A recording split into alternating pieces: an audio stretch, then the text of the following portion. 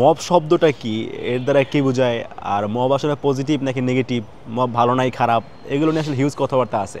আবার আমার ক্যাম্পাস ঠিক রাখার জন্য আমি যদি উচ্ছেদ অভিযান পরিচালনা করি, যে অভিযানের মাধ্যমে মাদক সেবীদেরকে নির্মূল করা হচ্ছে, ছিনতাইকারী চক্র যারা ক্যাম্পাসে দীর্ঘদিন ধরে ছিনতাই করতো সন্ধ্যার পরেই, এই সমস্ত চক্রকে ক্যাম্পাস থেকে বিতাড়িত করা হচ্ছে। সো এই বিষয়টা আসলে কেমনে মব হয় আমার আসলে জানা নাই। যদি এগুলো মব হয় তাহলে তো হাসিনাকে যে দেশ থেকে তাড়িয়ে দেওয়া হয়েছে এটাও তো মব ছিল।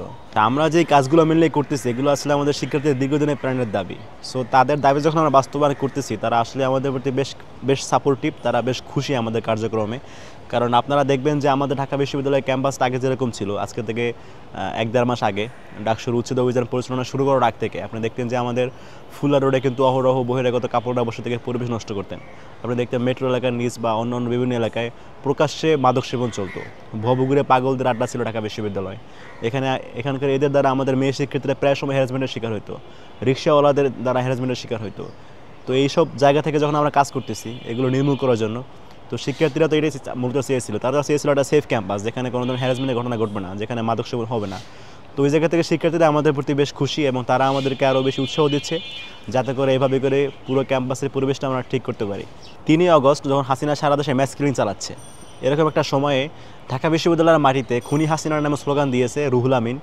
সে 5 আগস্টের পর স্টিও সেখানে কর্মরত। সো আমরা, এবং সে কোথায় কর্মরত, সে সদাগর স্যারের রুমে কর্মরত।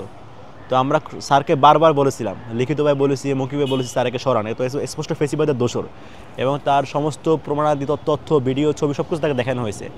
সব কিছু করার পর তাকে সরানো হচ্ছে না, বারবার বলার পর তাকে সরানো হচ্ছে না। আমাদের ডাকসুর বাজারে 1 টাকা এখনও দেওয়া হয় নাই। তো সব কিছু বিষয় তাকে বারবার ফর্মালি বলার পরেও সে যখন আমাদের কথা শুনছিল না, তখন যখন আমরা আন্দোলনের মাধ্যমে, আমাদের নিয়মতান্ত্রিক আন্দোলনের মাধ্যমে সেখানে গিয়ে উপস্থিত হই, এটাকে অনেকে মব বলতেছে। সো আসলে মব জিনিসটা আসলে ভালো নাই খারাপ, এটা আসলে অনেক বড় একটা বিষয়।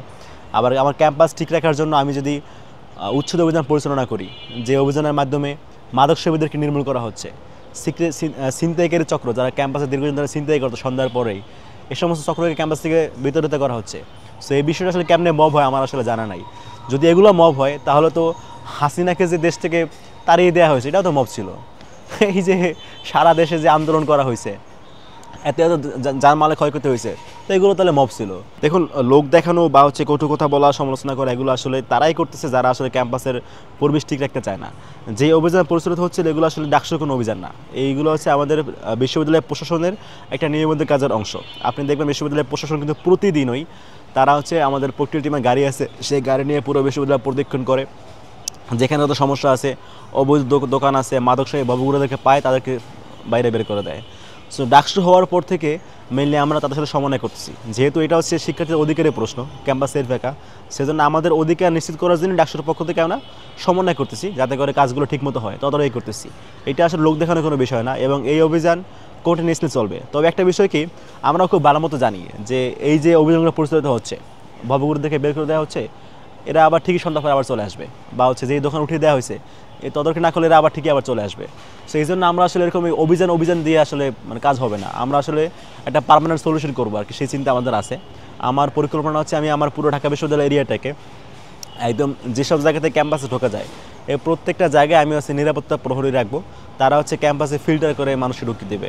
তারা পুরোপুরি বহিরাগত নির্মূল করবে এটা আমি চাই না, এটা করা সম্ভব না পাবলিক বিশ্ববিদ্যালয়। তারা যেটা করবে তারা ফিল্টার করে মানুষ ঢুকাবে, যাতে করে পাগল, মাদকসেবী, ছিনতাইকারী দেখলেই তো বোঝা যায় এই ধরনের মানুষ যারা আমাদের শিক্ষার্থীদের নিরাপত্তার জন্য হুমকি তৈরি করতে পারে, এমন মানুষজন ক্যাম্পাসে ঢুকতে না পারে সেই ব্যবস্থা করবে। এইটা হচ্ছে পার্মানেন্ট সলিউশন। তবে এই পার্মানেন্ট সলিউশন না হওয়ার আগ পর্যন্ত আমাদের অভিযান পরিচালিত হয়ে থাকবে নিয়মিত, যাতে করে এই সময়টুকুর মধ্যেও আমাদের শিক্ষার্থীরা নিরাপত্তাহীনতা বোধ না করে।